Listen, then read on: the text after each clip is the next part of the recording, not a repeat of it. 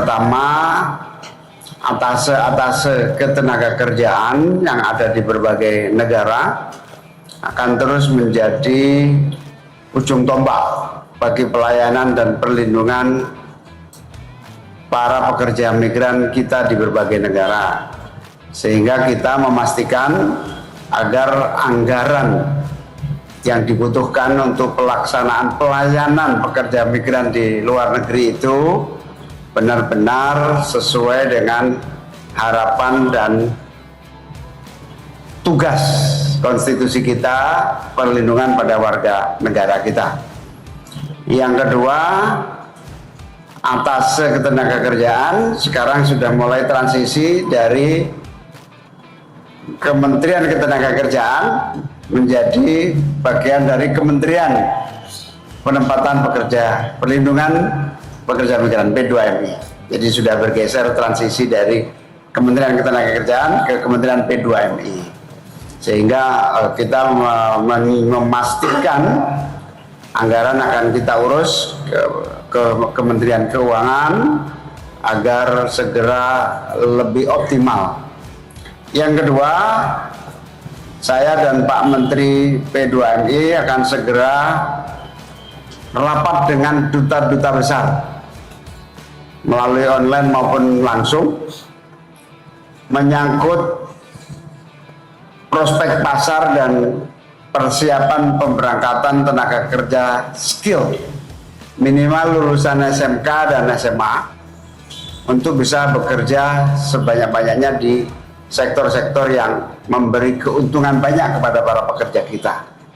Sehingga melalui kesempatan ini saya sampaikan kepada para duta besar di berbagai negara untuk segera menyiapkan satu skema bisnis proses yang lebih detail agar masing-masing duta besar melaporkan kepada kami berdua berapa persiapan tenaga pekerja migran kita yang bisa direkrut.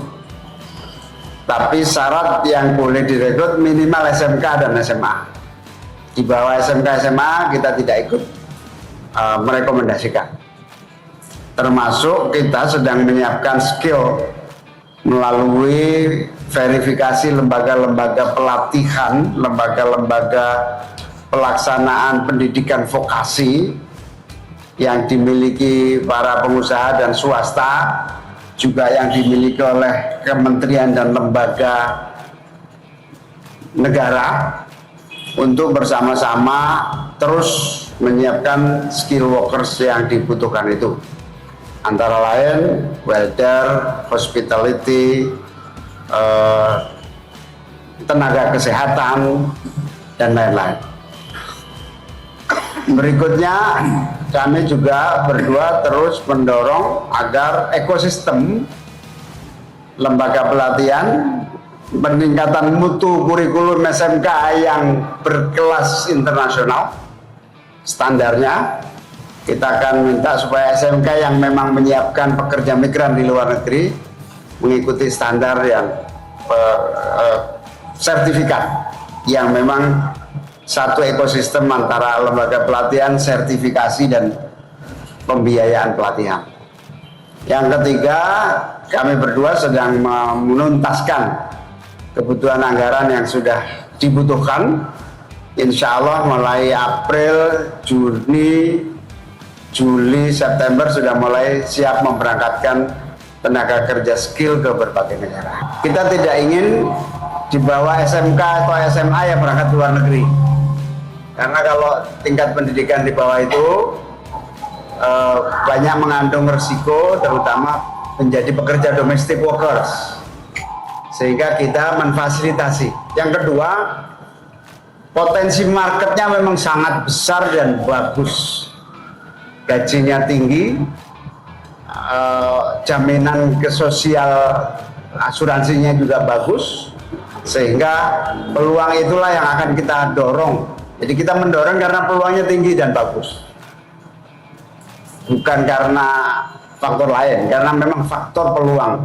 Jepang, Korea, Eropa, Amerika, dan berbagai negara lainnya dengan skill workers itu peluangnya sangat bagus, sehingga tugas kami terutama Kementerian BUMN untuk memfasilitasi itu, dan Pak Presiden sangat support agar warga kita yang ingin bekerja ke luar negeri dengan prospek yang bagus itu difasilitasi. Ya tentu sebanyak-banyaknya, minimal 300 sampai 500 ribu.